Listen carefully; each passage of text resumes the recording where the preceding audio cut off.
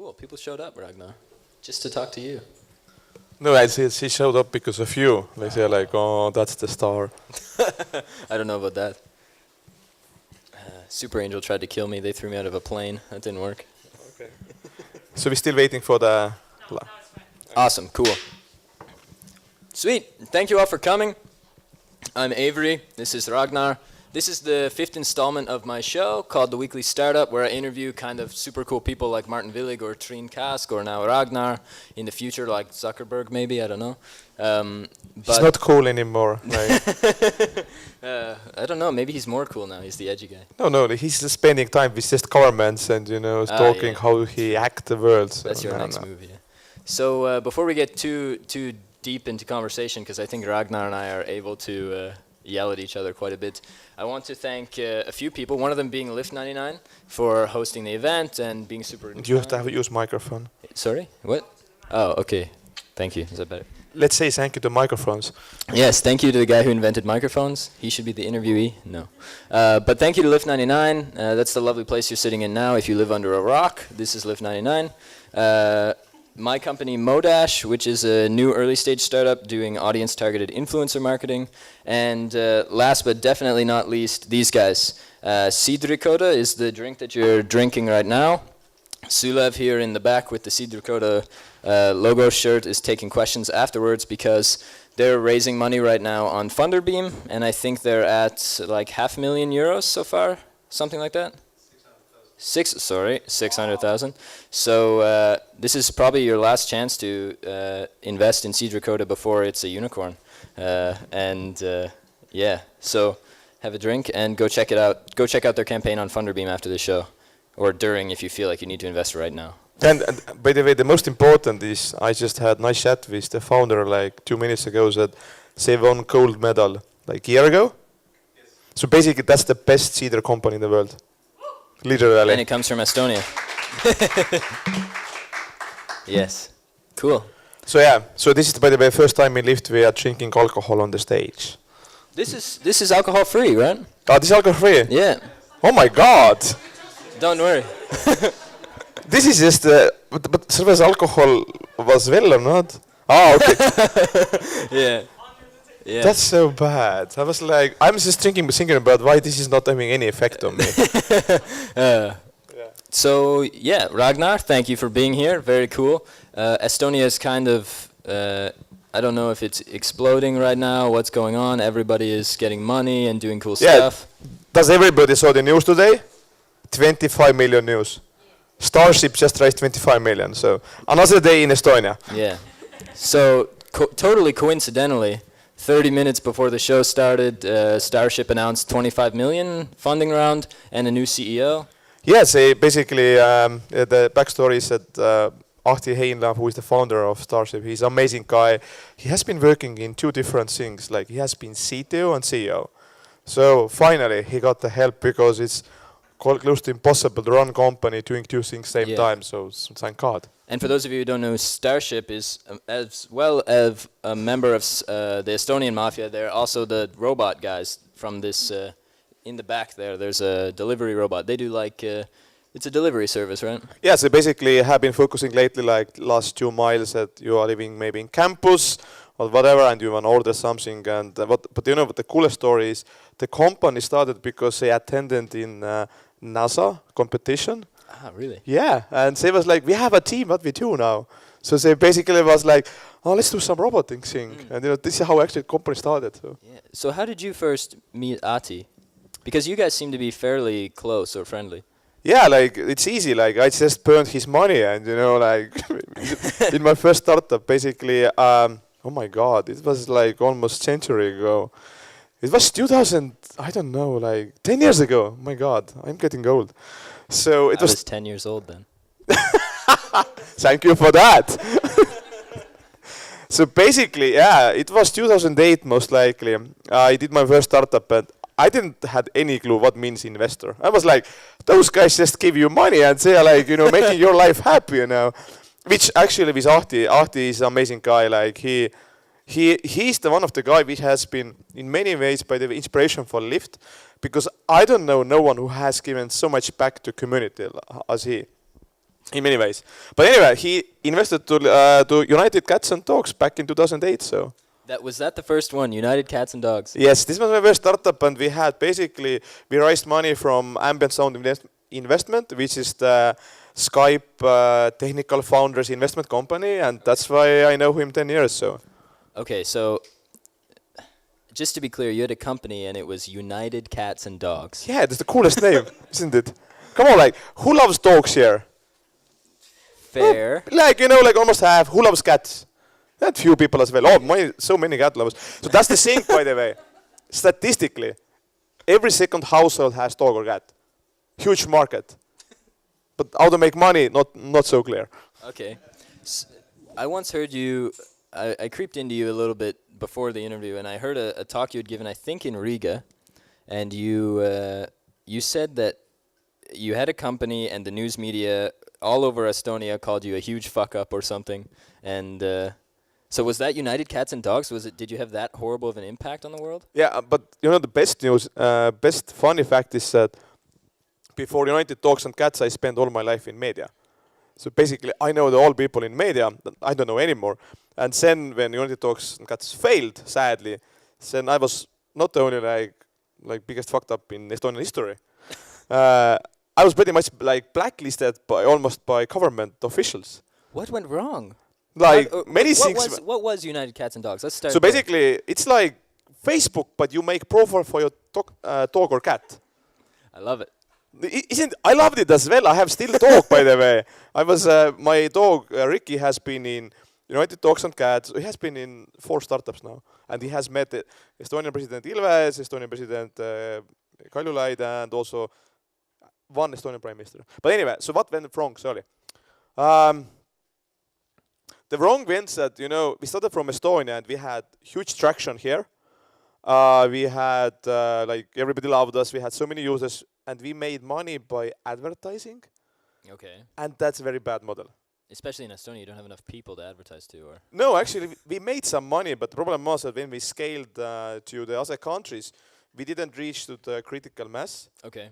And this model didn't work. So basically, when we realized that it was too late, we started to pivot it. Not pivot, but basically make the new version of that, which will be like you have to pay for that. Mm-hmm. But that moment, there was already so many things like out of control.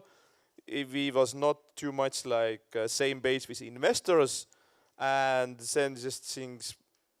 It didn't went bankrupt, by the way. It was just closed down. Okay, so it wasn't like, but everybody was really mean to you afterwards. Yeah, because like, oh my God, there was one investor which basically didn't like me at all, and he was like, I'm someone who needs to get blame, and he pretty much took it over. Okay. So that's the thing, basically. He stole United Cats and Dogs from you. Come on, no, legally was everything correct. Oh, okay. He was buying it out and was trying to run it without team. Okay, so there's no like dog napping or anything. And this is pretty impossible when everybody leaves and you have to hire a new team. This Yeah. doesn't work like that. So anyway, like there wasn't big love between me and this guy, and he just was thinking that there is some criminal thing going on. What were you doing before this happened even? I mean, Another step back. you mean in life or? Yeah. What were you doing with your life? Or you just came out of the womb with United Cats and No, Dogs? I was yeah, yeah. Sorry guys, I'm really guy from like like village. The name is Tartu, so. No, sorry guys. Like Tartu is an amazing city, but just it has only 100,000. Is it even less now, by the way? And the airport, I heard they have now every morning flight to Helsinki, but I'm not sure. It happens. But anyway, I'm from small city. I mean globally. In Estonia, it's the second city. Oh my God. But I was working in IT and media very long time. So. Okay. And what happened? Why you said IT and media is not good enough? I have to start my own thing. Like I have been entrepreneurial like super like all my life basically, and I acted like that. I was in Estonian Päevaleht. And this was my last media job, and also in Starman actually. I opened TV channel back in 2008. Okay. So it was the best time to open, but the problem was it was Russian crisis, so it was closed down after a year. Okay. But anyway, I basically like realized that you don't have freedom, You just do something super passionately, and some other people will decide about your project destiny. Okay. And this was like, I was so unmotivated when people, like we had some entertainment portal, weekend.de, which was growing, but it was too liberal for the conservative media. Okay. And pretty much didn't like it. And basically there was like choice that I will go or someone else will going. So I was like, I am entrepreneur already. I was like, okay, I don't want to work anymore to other people. Okay, so then United Cats and Dogs happened, maybe didn't go as you planned, and then There were so many things that was not like planned. Oh my Okay. god. Like the best story ever.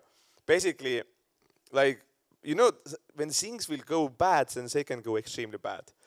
So one example, we had some sales guy who basically had problems most likely, and he basically almost sold our computer.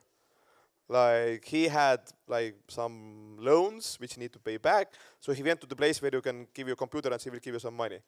So we had to like basically track it down very sour like notebook when we needed to fire him indeed. Or like one morning, like we had office in Lutheri Kvartal in the apartment. We are going to the office and there is like empty vodka bottle in the office. So we definitely like made some wrong hires. Okay.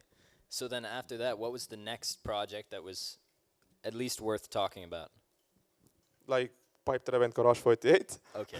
Which one came first?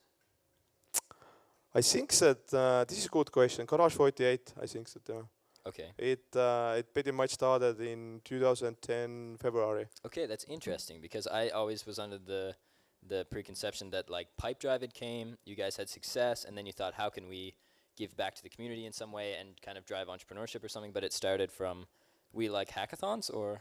Yeah, basically we had the case that in February 2010 we had five guys, me, Martin Villig, Priit Salumaa, Jüri Kaljundi, and Rain Rannu, and it was like, there's some hackathon things going in the world, let's do it here, and we announced it and we didn't know what that means even. So we did it in the April 2010. Okay. Huh. And now, and then after that happened, that's been successful, it still exists, there's a team, there's events all the time. Yeah, like What's your role in that now, in that whole process? I still help sometimes, like I mentor. I was in last event in Lviv back in March, amazing city, everybody should visit it. I think that in Garage we did very crazy things, like back in 2011 I was in Africa, did hackathon in Africa. And you know, you can just imagine that I'm sending emails to Nigeria, hello, I'm from Estonia, we want to do hackathon. You can just realize that those people are like, where is Estonia? It's just Google and, no, this is not real, somebody sending email from Estonia. So I actually was flying to the Nigeria and I had like, and you know what was the other problem? We need visa for Nigeria, by the way. And I needed to hack my way how to get visa. Because if you want to go to Nigeria, at least that moment, you need first to have paper which proves that you don't have HIV. Huh. Because that's what they ask from Nigerians. And you get nervous or? No, I didn't get any nervous. I don't even know, like, how did I get that paper? Because I don't remember I was actually going to the, like, some doctor. Or maybe I hacked, but I remember that, okay, there is an embassy in Ukraine. I need to basically fly to Ukraine to. But I hacked that. I found out there is an embassy in Sweden, and my co-founder Priit basically hacked way how we get visa, and then we find other version how to hack this system. We found that British embassy in Estonia can give you some stamp which allows you to go to Nigeria. Okay. So either you get an HIV test or you get a stamp. And they Yeah. said either one will do. Yeah, basically that's it, basically. But the best story ever is that if I was in Nigeria, we had problems and I hacked them. Oh my God, can I say it into the camera? I'm not sure. But like, you know, like Nigeria is not easy country. And you know, it was mind-blowing. There are great people. The problem was that basically we had event. It went almost well, but the problem was that they said you need to pay for that and we don't trust you. So they had guys with like two AK-45, whatever. And it was funny in the event because there were security guys. But after the event, it was not anymore funny. Because those guys said, no, you can't leave before you prove whatever way that you have paid our invoice. Which, to being frank, was not paid. And so I needed to open SAP bank and open HTML. And do some tricks there. Okay. And they believed it. So my problem was like, and just don't do that at home or whatever place ever, So Don't try to like hack Nigerians. Just to be clear, what you're saying is you did not commit fraud.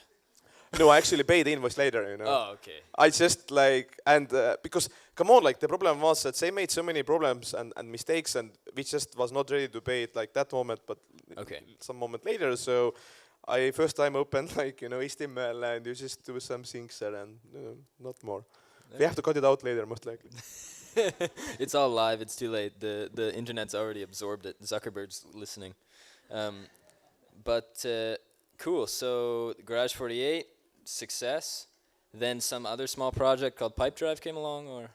Yeah, this was pretty small. Yeah. But honestly, like after United Talks, like first of all, United Talks was amazing because I met so many great people, and ambient sound investment many ways helped us said we should start with Pipedrive, because the ambient sound investment had like basically program. This is the same company that invested in United Cats. Yes, okay. They had the programs that say help founders. They had like, we have some event, we will connect you with some, mentors and so on. So they connected us with Urmas and Timo, that they basically teach us about the sale.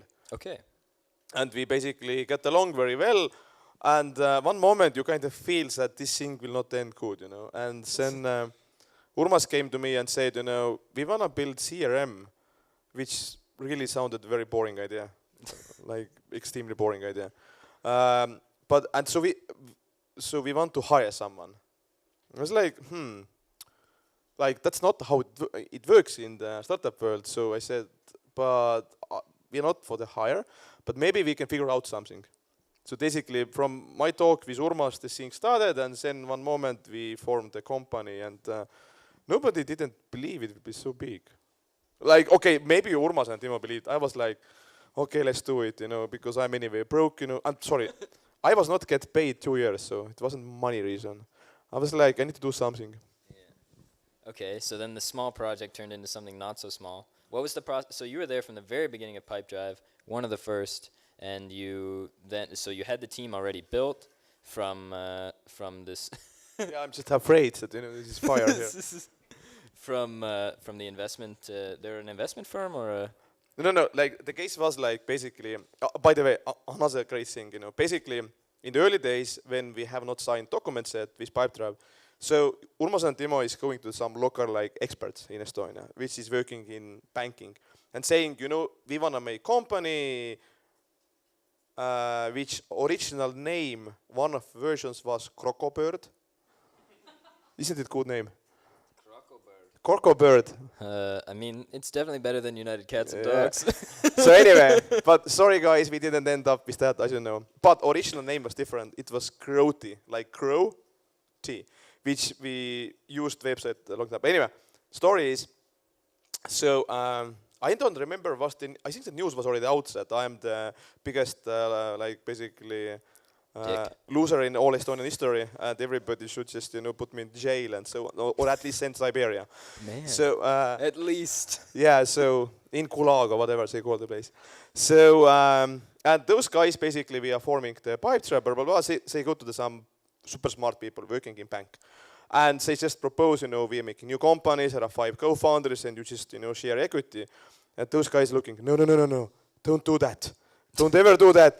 Don't ever trust this guy because he's basically like track record being criminal. Because that's the effect of the news media, at least 2010, not anymore after like Donald Trump came, because now you don't believe anything anymore. But say like you never give those guys equity basically, and I don't even know, like don't risk, because in good ways you just give 0 equity and 0 salary as well because you don't have money. But thank God they didn't listen to those guys. So so that was the like effect of bad news about us. So then what was the feeling like? Was it immediate that Pipedrive was like you built the thing, people started to use it, you felt like there was, what was the emotion like in the beginning when it was like we're building this thing? It's for you sounded like you're like, oh whatever, we'll build the thing, and then it kind of starts to happen, or? No, okay, let me be frank. Like it wasn't like No, I didn't feel that we are building like next like Pipedrive? potential unicorn. It was like there is a problem indeed because we felt that there is a problem with Okay. if you wanna work in the sale, and we have seen so many bad CRMs. We also using, I think that we was using Sugar CRM back in United Talks. So we actually know the problem. And those guys basically have, like Urmas and Timo, they lived all life in sales. So they know every single detail about the sale. But it took us really time. Like the good news was that we built that prototype in 2 months. So end of the July, I was starting to use Pipedrive for my own needs because that moment nobody getting paid. I had my social media agency selling my service to the Swedbank and other guys. So, and I was basically using for my own like Pipedrive. And this was already, I think that it was Pipedrive name came along 2 months after we started the project. But it took us, let me see, we started June 2010. We got first paid client 2011 in the March. So you can calculate. And the first paid client was from Estonia, second was from Boston, US. So yeah, that's where I remember. So did the first time teach you about this, like you say it was Estonia then Boston right away. So was the process of going through United Cats and Dogs and doing this, all of these projects, did that, I would say that LIFT99 and your general demeanor about things is like go big or go home in a way. And was so you were going home now? Yeah. So was it the process of that failure, or was it the success that Pipedrive eventually got, or what? How did it go that you were like, okay, now we're gonna do things for real, and Pipedrive's gonna be an incredible, huge company? Yeah, I need to tell, I'm not very talented or smart person actually, but at least some things I can say that I'm still okay learning from my own mistakes. So this is skill what I have. So so what we definitely felt that in United Talks we stayed too long here, and we built a product for the Estonian market. There is some problem. There is no any other country else like Estonia. There's only one. And what we decided immediately with Pipedrive was that this is global product, and we are focusing building this into the global market, and US is the biggest. Yeah. So that was the biggest change immediately, and we started immediately go out, like talk and so on. And other thing, like our tech team was excellent in United Talks. Many of them joined Pipedrive, some of them are founders, some of them not. And the thing what we also learned, actually we had like crazy project. We was rewriting all United Talks in 3 months. Let me see, yes, or 3.5 months. And we launched this in the date what we planned, which was the crazy thing. I have never seen that you rewrite all what you have. And we had like launched you rebuilt the whole platform? Yes. Okay. This was crazy, like those guys literally, I think Elar is somewhere here, is it? Yeah. So Elar can comment later. So basically, Elar, can you stand up? Because this guy basically was part of the United Talks like tech team, and remembers that people work literally like in last weekend until like 4 o'clock, I think so. Like this was the spirit of United Talks team was like crazy, like the best ever. You guys love dogs. Not only, but we had also cats. Yeah, yeah. But so basically, we got best team ever, like which knows how to play together and how to build it. Okay. So we just took the much more practical thing and decided immediately we have to ask money from the clients. So basically, if you have good service, you need to earn money. That was the biggest thing ever. You know, it's what was so different from United Talks. And then what was the turning point where you're like, bam, it clicked, Pipedrive's gonna go, boom? I don't know. Maybe it's still not here. Okay. You're still waiting on that. No, the challenge is like that you can feel those feelings like up and down almost daily basis. Like this is the most competitive market. Like there are literally hundreds of similar things around. I would say that the moment when we won titles that we are best company ever to work in Estonia was for me like we have done something great. Okay, why? Why did you win this? You know, like literally like founders really loving also other humans in the world, you know. That's yeah. So basically, and our culture has been extremely strong in Pipedrive, and I think that people feeling difference.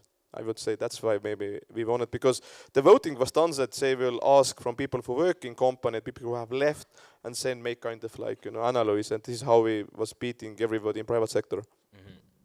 And then finally, we're almost getting to like the current day. Pipedrive is fairly large company, and now there's LIFT99. So that was another thing that happened. You guys needed an office, or what happened? So, yeah, good question. So indeed, in Pipedrive, Pipedrive also won as a title Best Office to work in Estonia. So, yeah, the Estonia is not so big, so it's not actually so hard to win them. But anyway, the case was like, you spend so much time of your life in the office, isn't it? So like the biggest part. And I remember when we did when how started original co-working space Garage Hub, it was that we was in Nigeria back in 2011 together with Martin Willig, who is co-founder of Taxify. And we looked at it was 2010 actually, 2010 even. And we looked at this co-working, and we didn't had any in Estonia. Really? Yes, 2010. And we basically made co-working in like 480 hours. That was our goal. If Garage 48 event is 48 hours, and we had 480. So the problem was like if you do co-working or any place and you don't have money, then the quality is not there, So in Lift, basically, it started as a hobby for me. I felt that this is needed for Estonia, but if you do it, we do in the same feelings that you will work in TransferWise or in Pipedrive or whatever office, So that was the inspirations that how we can build most inspiring environment with the best community. And from day one, we had very crazy idea. We will handpick every member in Lift community. People who is interesting, who are like, which we can learn, and who are positive, and some other cool things. Okay. So the mission was everybody deserves to work in a startup office. The mission was actually how we can build something that experienced founders can more easily give back to community. By the way, this was the mission. Like Ahti Heino, whatever that say, do some events or whatever things, and how to make this more easier. And that brings us to the modern day. LIFT99 is officially not only occupied by a lot of startups, but is also a startup itself. And you guys have raised small loan of $2.3 million. That's the Donald Trump quote, right? You got a small loan of $1 million. Yeah. But so at what point in the last year or months did you say, hey, let's make the digital LIFT99? It has happened in the last 3 months. The last 3 months. Yes. So literally, that's also a funny story. Like I never planned Lift being startup. It just happened like that. So it was like my side project kind of. I had excellent team here, and I was running it. And one moment we realized we had net promotion score survey, like NPS, and the result was 70, which is super high. Like just giving you the context, like Tesla has 90. Okay, we can't beat Tesla, sorry. But Pipedrive among the users has 40, I think so. So it was like, oh my God, something is unique here. And so I started to like look this DNA and other things, and I was like, I think I can build some scalable model here. And then basically took like Elisa, who was working in United Talks, then Liis joined, Really? who worked in United Talks, and then Elar joined, who worked in United Talks. So literally, United Talks team is back together in LIFT99. I think that's the new team name, United. I can give you. Dogs and Cats. Yeah, I don't know. Can I tell you? But I can tell you secrets that actually we have a domain which name is unitedfounders.com. It's just for the we are saving it for the future when we need to do something which we United have in Founders and Cats and Dogs, or no, we don't. Yeah, okay. that's enough already. And so then the funding round is pretty fresh. You announced it at Latitude, I think. And what is digitalized? What is the startup? What are you doing? So again, like all drive behind Lift has been like it's extremely hard to build your company. It's basically impossible. Like guys who are founders, they are more like Japanese guys who are like flying on the war, and that you will die anyway. Like because like 90% of startup would die. So that's pure statistics. So mathematically, you cannot succeed. So, and the one thing is that which I have learned, like building company Silicon Valley is one system. Building company in Europe is absolutely different. Because first of all, if you are in Silicon Valley, basically finish Stanford, you can raise money without any question because you are Stanford. Here, if you are finish Tartu University, people are like, so what? So, okay, Tartu is good indeed, but it will not open you any doors or whatever. So the point is that we were thinking about more and more how Central Eastern Europe, how to make this more bigger ecosystem, and that's what was our drive force in LIFT99 to go digital way, because in Silicon Valley, one more, all Silicon Valley is built in one DNA, like experienced founders are helping new founders. That's a whole Silicon Valley secret. Like 2011, I was in Silicon Valley and I met amazing people who basically helped me to make Pipedrive successful. The key element is that how my experience or like Ahti Heina experience can help not only in one city, but in all like all basically nearby like area. Because exactly my experience in building company from Tallinn is similar if you do it from Prague, if you do it from Budapest or from Kiev. The problem is we have cities are still like, we have multicultural and those communities are not connected.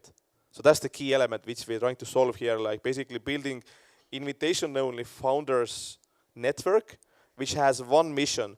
This is my skills and this is my times in this month which I can help other founders. And if you pick every member, then you're not afraid giving your time because you know that whoever books this time is basically like handpicked and looked in, So it's basically skill sharing for the founders, and that's the main thing which we are now building in our like product. Okay, so essentially it's a place, it's like Tinder for founders who want to mentor each other maybe, or rather for maybe me as somebody who's the beginning phase of a startup, and then there's Ragnar Sass, and I say I need somebody who's scaled a CRM before, and Ragnar's free next week at 6 on Thursday, and then we meet up and you give me some of that information that's in your head. Yeah, basically it's very close to what you told, because other thing which we discovered in here was like we had one company like basically part here who still is Dashboard, and Taavi is amazing founder, and we pretty much like helped him and saw how he's basically like learning weekly, literally weekly, and you were like, oh my god, this guy is like crazily growing. The key was like was thinking about, wow, how like I have helped him, how he can start immediately help others. So this was like the case, But yeah, literally case is that what we are trying to build, that we analyze different data and try to say, let's say Ahti Heina has only 1 hour per month, like to give back to community. How we can match him with the people who deserves this the most. That's the thing what is actually in long run we want to do. So that first you will add the times, but it also will analyze all the database and tell the guy from Minsk, which you would never meet as a way, is actually by whatever logic we have in the system, there's someone who maybe should like speak with you. And that's the thing, because exactly what has changed in lately is that 2011 AngelList was huge. It's not anymore. There is, there are tools like AngelList, LinkedIn, but they're all like pretty much like full of spam, and so that's the thing which has changed. And now we are just building exactly this skill sharing platform. Top of that, so it goes beyond the location and beyond the thing. Okay, So what's is that the full budget of the 2.3 million is going to building and promoting this platform? There's some other stuff going on in the LIFT99 scene. There was a minor announcement other than the paint job today, so. The funny story is that this place itself, like, is also part of the game still, because it's heavily important for us. That it helps our mission, and it was so hard to assume you do something which has name real estate. People are so afraid in investors, but I think that what was amazing is that it took us basically months to raise money, and it started with Daiso-san, and he's an amazing guy. He's basically a Japanese entrepreneur who has, he opened, by the way, Yahoo back in, I don't know, 1998 or whatever. So, and he's the brother of SoftBank founder. So he has this entrepreneurship in the family most likely. But anyway, so he really cares about building stronger ecosystem. So he really looks startups which are basically like helping new entrepreneurs being more successful. And as soon we talked with him, we had the perfect match ever. Like, you know, he understood our mission, and we talked with Ahti Heinland. This was basically round done. But yes, we will still open 3-4 physical centers. One of them will be in Kiev, and we are just basically looking right now the different buildings. So some part will go to the physical center, but Lift is software company and focusing building software. So you said there's 3 or 4. You said Kiev. Kiev is first. That leaves 2 or 3. Yeah, we look all, like, basically it's easy. We know that Lift has had impact in Estonia. I'm very sure it will have impact in Kiev, but we would never open anything in London, Berlin, because there are so many of the things already. But in those markets which we're looking, if we see that this helps like basically build stronger ecosystem, we do that. And it's for us, it's data. It's basically helps us to promote, and there are many other reasons why we are doing it. Indeed, this itself is also like earning money, but this is not actually how this, you know, magic curve would happen. Okay. So can you talk about any of the other locations? Have you decided yet? Is there... Like, we haven't. So we basically look, we analyzing data, you know, like we look how many startups are in different cities, how many freelancers, how many engineers, and so on. And what is amazing is that there is no any other city like Tallinn in the world. We have 400 startups per 400,000 people, which is like highest per capita in the world. And you just can't find that kind of thing. Or we have highest per capita per unicorns. So this is crazy. Okay, we can kind of discuss is Playtech our unicorn or not, even though it's clearly was built in Estonia, it has Estonian co-founders, but you cannot find any country in the world which has like 3-4 unicorns per 1 million residents. Okay, 1.3 million, but still. This is even beating Israel. And there are more in progress, by the way. So one of those unicorns is now Taxify and Markus Willig, who is essentially the youngest person alive to have ever founded a billion-euro company, or some pretty close to that. Yeah, he's the youngest unicorn founder at this moment. Okay, so that's a fairly big deal. Yeah. And LIFT99, founders to founders, the platform, whatever you want to say, is sending Markus to 3 countries, one of them being Tallinn, so he doesn't have to travel too far. Yeah. But the mission behind Founders to Founders, so essentially what Founders to Founders is, an event where somebody like, I think the first was Joshua Slayton from AngelList, and now Markus Willig goes to 3 countries and speaks to the top entrepreneurs in each country. So Ragnar sent me on a ridiculous goose chase to Budapest in this last week to find those people. And what is the mission behind that, or how did that begin? Was that the inception of this platform idea? Was it the other way around? So basically, this event pretty much helped us to understand what we want to do with our platform, because this is amazing. Like when you have like-minded people in one room which has same experience and so on, and you know every single person has so interesting stories, so interesting know-how, and so on. And I got the inspiration basically back in September last year when I was in one Swedish island, and Grantum had event for his portfolio companies. But they added also 5 entrepreneurs, so we had 25 people in one island, and it was just, you know, like you just tell maybe about recruitment, whatever, but it was so useful, you know, because just every single person in the room is like, oh, I want to talk this and that. It was like, let's try to make this like as an event format, because there is some events in London, Berlin, but there is basically none similar things in Central and Eastern Europe. So that's why we started this Founders to Founders event, and Markus is just amazing dude who can share.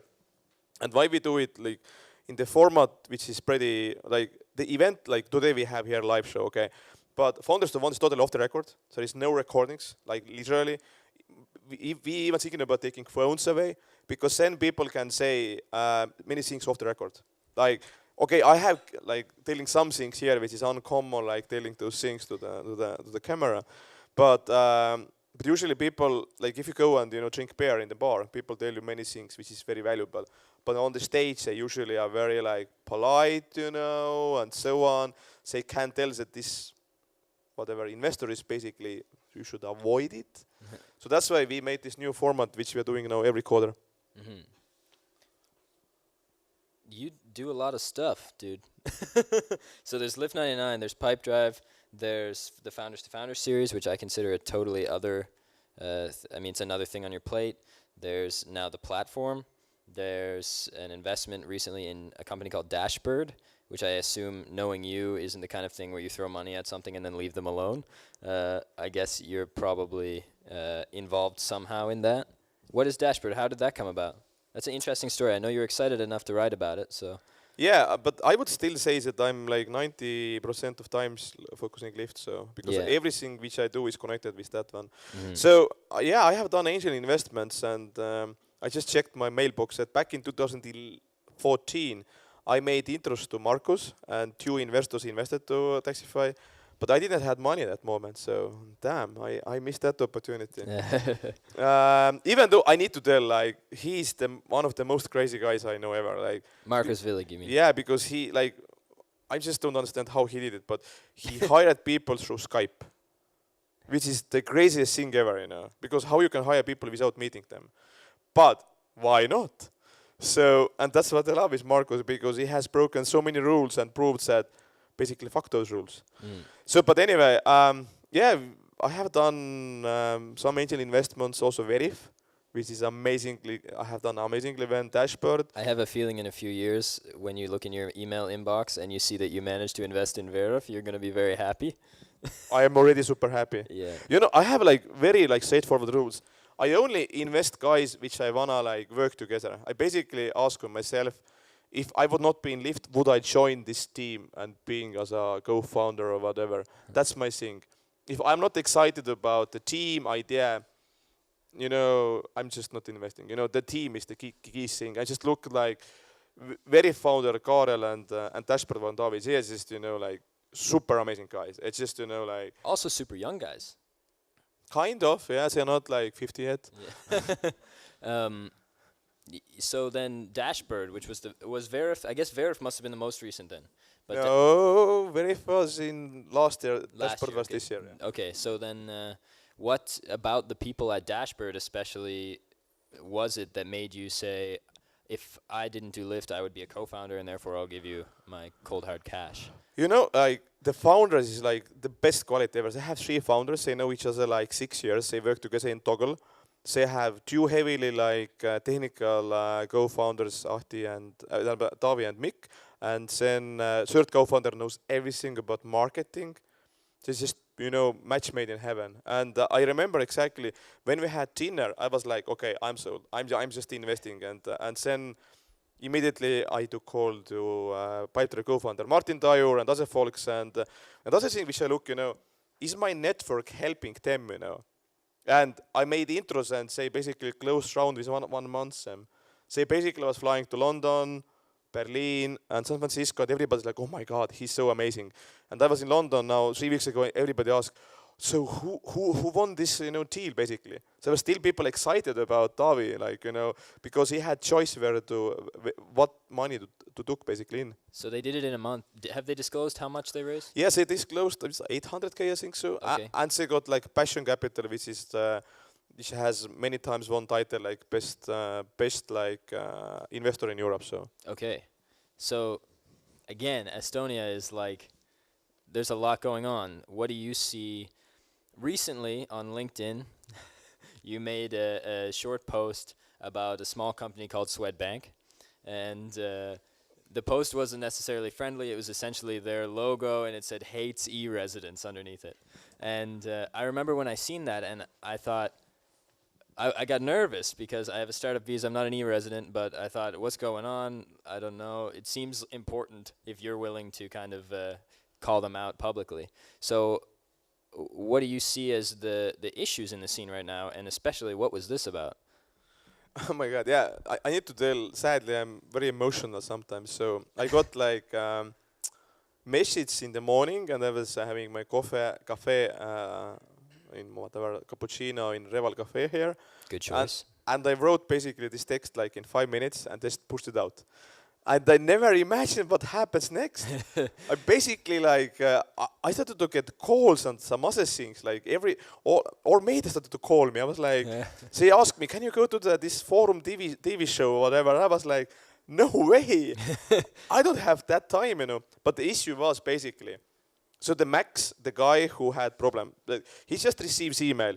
We will close your account, just move your money out. So Max is an e-resident who has a company that you said is trustworthy and legitimate. Yes, and the background is, Max was the guy who basically was first inviting me to Ukraine. Okay. So I know him 7 years. He was in Estonia with his company in Startup Wise Guys. Startup Wise Guys is cooperating with Swedbank. Yeah. So this is the most absurd thing ever.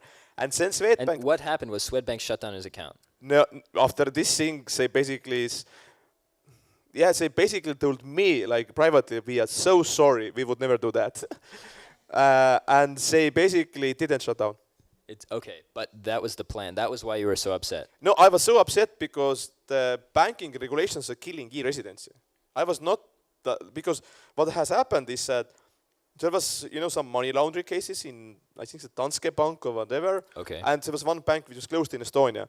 And because of those Russian money or whatever money or Moldova money, what Azerbaijan money, what moved in here and moved out to whatever place, now banks are like being much more tougher. Okay. And who is basically losing now is e-residents. So I had meeting with Prime Minister 2 weeks ago and they are trying to fix it. But the problem is that if you can't open bank accounts, then you are not doing anything in Estonia. Yeah. So the good news was I was surprised that actually my very emotional blog post, which was emotional, and I'm just, if I'm emotional, I use many efforts, because I'm just who I am, I'm you not. certainly were not a happy camper that day. No, I was looking like, oh, Swedbank, what a pity. What did you do? I was just, like, how if you go Shame on you. Exactly. And then people kind of said, and the most funny story was like everybody was writing news and I still was getting like can we get like follow-up news? I was like, what kind of follow-up news? Like, how many news you do from that? Like one blog post, like. Shouldn't you be talking to Swedbank? Yeah. No, I actually met with them and I do understand the pain what they're going through, but still I had my point and say learn from that. Yeah. Well, it's on behalf of the ecosystem, I'd like to say thank you for being somebody who will call out Swedbank and then they actually call you back. Or, yeah. I would say that it's the great place in Estonia that we all can learn together, and they learned, I learned that I can help startups, and also that people actually here, and that's by the way, very unique thing about Estonia. Like, I feel that in Estonia we can actually trust our government. Like, we know that they're listening us. In many countries, okay, you not agree, but, okay. Okay, so the Latvia is the same. Okay, so the case is like, okay, we know that all the politics is very dirty thing, this is the sad thing, but we know that we can deliver the message, and many times they actually doing that. So, and that's unique thing, especially nowadays in the world, that's very unique thing. And we have like basically every party, because we have elections soon, they are reaching out now, every startup entrepreneur and asking, can you give us advice? Indeed, we give them, and we are not making any political statements. We just want to help Estonian government, Estonian country to being more open and more like successful in that field. So that's unique, That's why I'm really loving Estonia. Like, I have lived in Chile, I have lived in California, New York, been in 65 countries. Every time I land, I'm like, that's the best airport in the world. And I literally hate airports because they are usually bad. But this tiny one in Estonia is actually cozy. It's a good airport. Exactly. So the unique thing in Estonia is that government listens you and delivers. We had meeting with Jüri Ratas just like 2 weeks ago, 3 weeks or whatever, and we agreed that, and I was pushing hard. I was like, okay, let's keep this bullshit talk out now. Give me the dates when we will meet and give me the things what you will fix for that. And he agreed, because what else he can do. So we get close to the hour mark. I want to make sure everybody has a little bit more time to network, and I thought we'd do Q&A at the end as well. But I guess my final wrap-up question is really, what does everything that's going on right now in the scene, from the money that's being invested, Super Angel's a new fund here, e-residency and startup visa stuff seems to generally be doing well, maybe outside of the banks. New unicorns, more on the horizon. What does all of this mean for the future, and what should we be looking forward for? What's your Nostradamus opinion on Estonia? I think things are pretty okay. You think? Okay. Yeah, like I'm not complaining. So, like Estonian who won the Olympic Games, people ask, so how you feel? He's not bad. That's the best emotions that you get from Estonians. Yeah. You know, we can keep our emotions inside. You know, we are pretty beautiful on that. But you know, like what's missing here? Maybe. What do you think is missing here? Or what do you think is? You know what could come? What will be crazy? The crazy is that whatever happens, Estonia cannot grow like by population too much. It's just we have today 1.3 million people. Tomorrow is not 2 million. It's impossible. So what is our the challenge is now is that how this speed and growth will be actually will stay.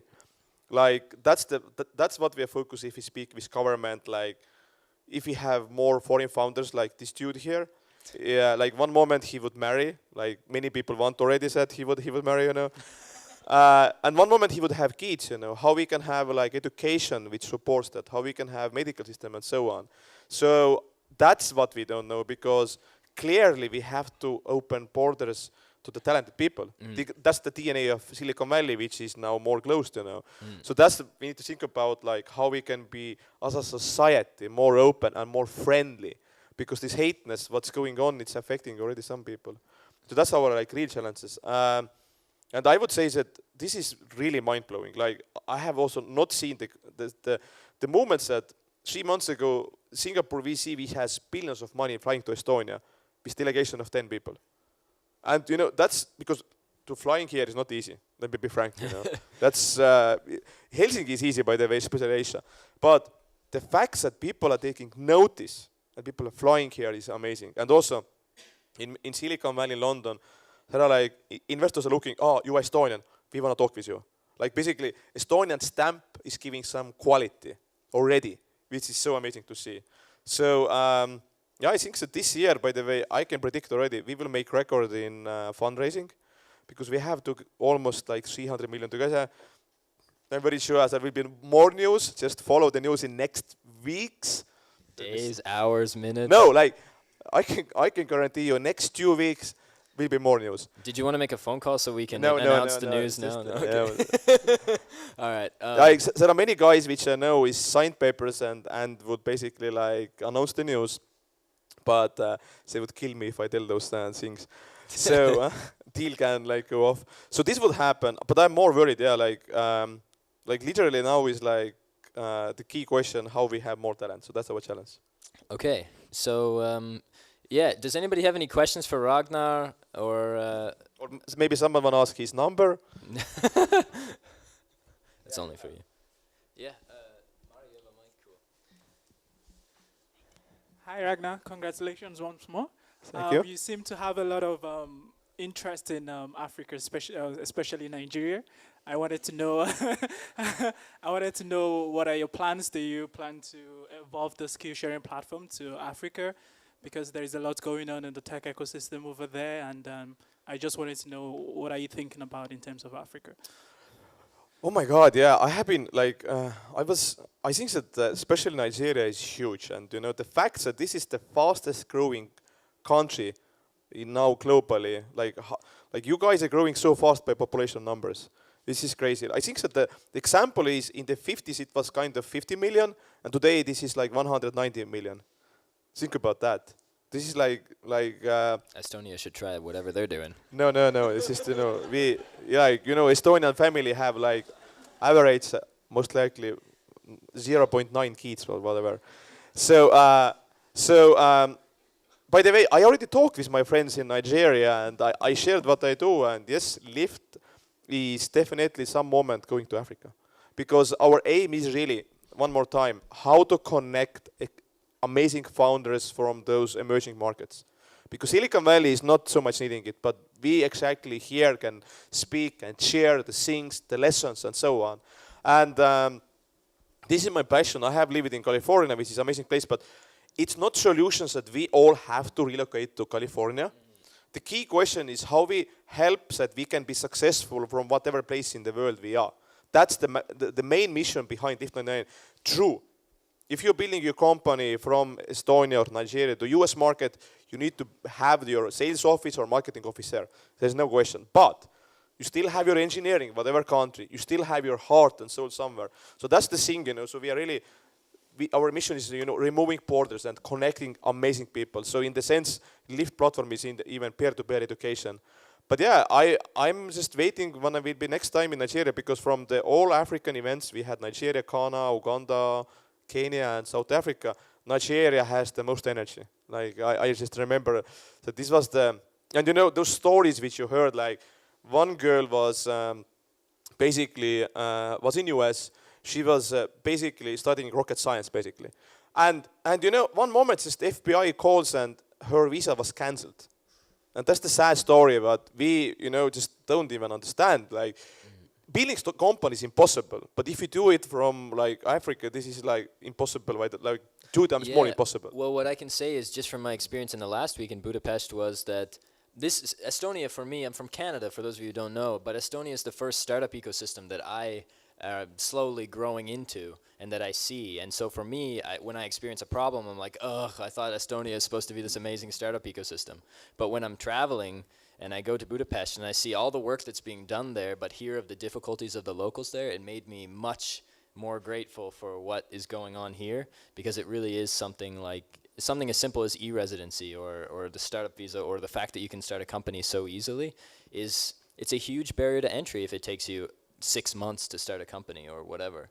Yeah, and we are really lucky. There's so many things so good. Like, I can enjoy facts that I can walk here like half hour, like no traffic. Oh yeah. This is amazing. There is okay, now we have some traffic, but we will have here, by the way, very soon Stigo electrical rollers. So because we want exactly, because also the transportation is changing, which is great thing. But yeah, like the fact that we have bad climate, it only help us to build companies, because we can't go and just. You can't go outside in the winter. Yeah. Everybody's because you will freeze out, you will be dead if you're just standing for too long time, And by the way, this is why the most hardworking people are in the Nordics, I believe. Because if you are lazy, you just will freeze, and gold will kill you. Literally. Good excuse to stay. Yeah, like that's why we don't have snakes and all of those other bad things, So. Yeah, go on. Yeah, one more question. I think most startup founders know that starting companies like chewing glass and staring into abyss, so to speak. My question to Ragnar is that in the beginning of Pipedrive, how did you resist giving up and maybe founding another company? Yeah, I didn't have nothing to lose anymore. So I still, like literally, I can make jokes, and I made some talk about that, but like in the day when ST Express had news about being me the biggest failure of the Estonian history, I need to call my mom, because our parents are taking this very right here, seriously. everybody, the biggest failure in Estonian history. Yeah. So because the article started, this guy played company bankrupt or something like that. So which is basically meaning that my failure was even like kind of feeling a criminal. Anyway, but I didn't have nothing to lose anymore. I just my image was broken. I remember like when. And traveling is something which has always helped me. I was basically going to the traveling 2010 summer when I had this article. I was driving by mototaxi from Peru to Paraguay. And mototaxi is these 3 wheels, you have couch on the back.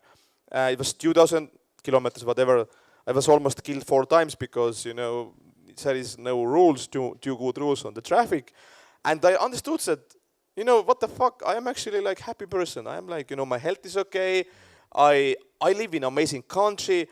And I basically, every time when I travel and see those things what people struggling, I'm like, you know, I don't have any problems. I never had any problems.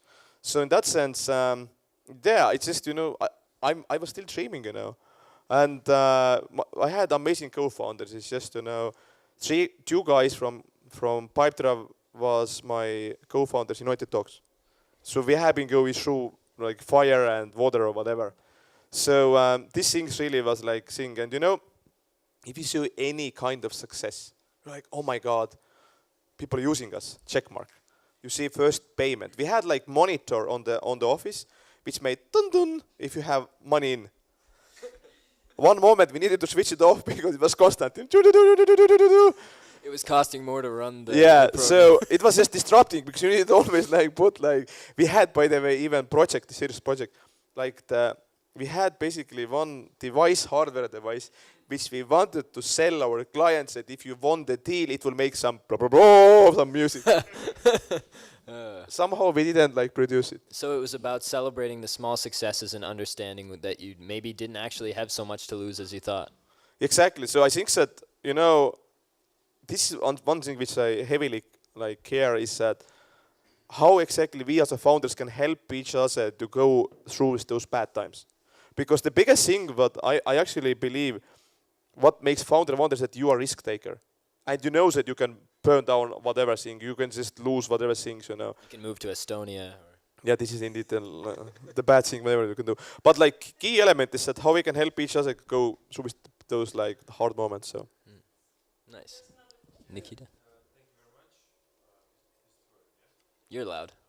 Okay, it's working. So, thank you very much for amazing lecture, awesome T-shirt. Quick question about SEB Bank, because I actually have similar situation with LHV, and I know people who have similar problems with SEB Bank. So basically, it's not only Swed, it's the whole banking system.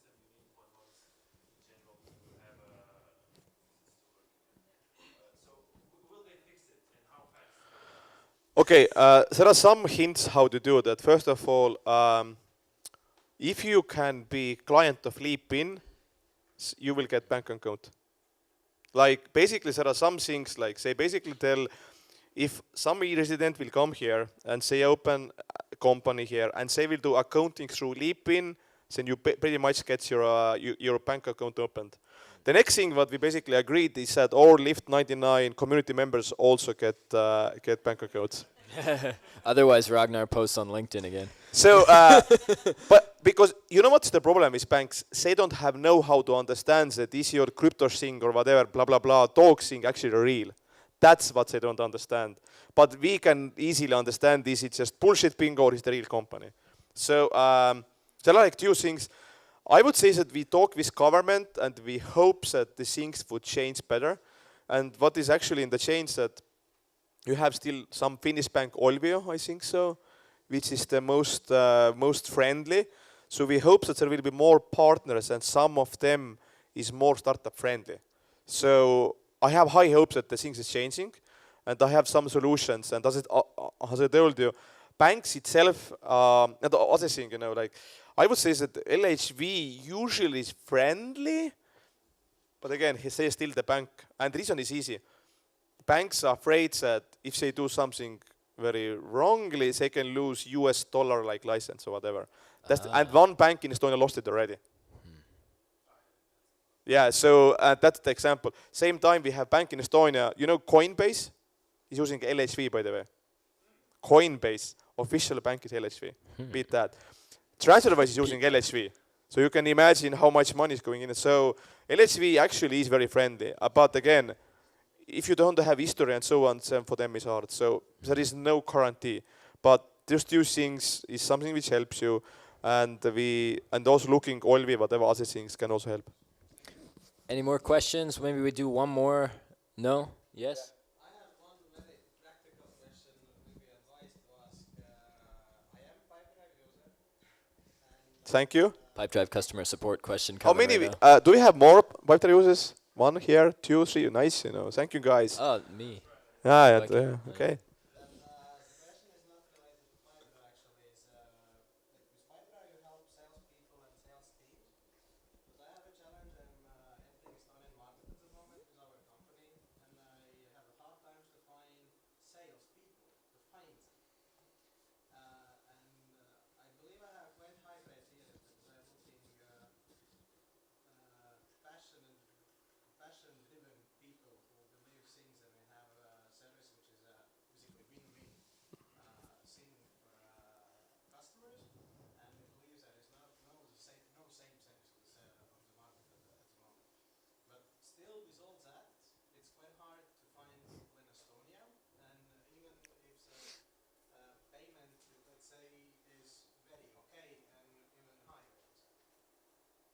So we have been trying to find them 7 years, have not found.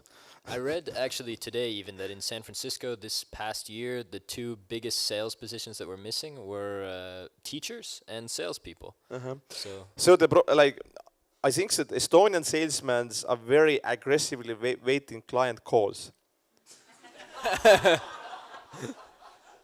That's how Estonian salesman is making like sales happen.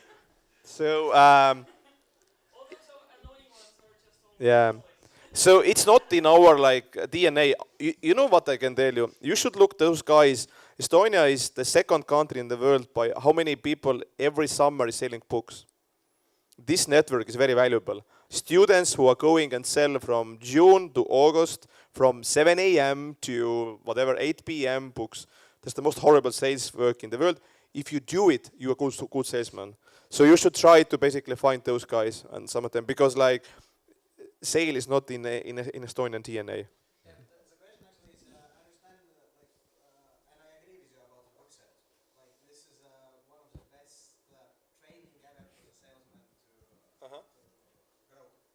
But any advice where to network in Estonia? Here? You know, Get we a desk have at we have LIFT99. sales meetup actually in Estonia or in LIFT99 going on. So Mesenta, our resident, is organizing that. So you have those great people there because sales guys should be look always what the cool tools, you know, what other things. So you can meet them most likely. But yeah, hiring great salesperson in the tiniest market in the world is not easy because like it's just it's not our DNA, and you know, so that's why the best thing is just those meetups and then trying to ask things. Okay. But I mean, we are ready also to help them grow to get to be the good ones. Like it means we just need the person who's a drive and Usually, the best salesperson is young people who finished university. They don't have like yet too good job, you know, but they are ready to do whatever extra mile, you know. That's the usual setup. So you can look also universities, by the way. Awesome. Is there anything you'd like to plug? You have a lot going on, something you want to promote, talk about just for a second? No, we have talked already. Like our Yeah. 15 people want to drink, you know, somebody Yeah, will yeah, in the toilet. awesome. Some people left already. Perfect. So we should finish it now, you know. Absolutely, yeah. So just once again, shout out to LIFT99, shout out to the Modash team who are mostly here, I notice, and to Siidrikoda, who is getting everybody drunk today. So Siidrikoda is currently raising on Funderbeam. Go check out their fundraising campaign. Talk to Sulev, who's here in the T-shirt with the crossed arms. He's not as unfriendly as he looks when he does this, I promise. And He can laugh. That's already good. But yeah. like, He's huge thing for Estonia. very friendly for an Estonian. Actually, one funny thing that might make you go take a look at the Funderbeam campaign, I am the voice of the ad in the campaign. So if you'd like to go have a chuckle. Not body. Sorry? Not only voice or body as well. No, just the voice over in like narrator, you know. So that's a pretty good laugh. So go check out the Siidrikoda campaign on Funderbeam. And I can't make jokes here or what, Merka? Okay, thank you. awesome. Thank you so much, Ragnar. Thank you.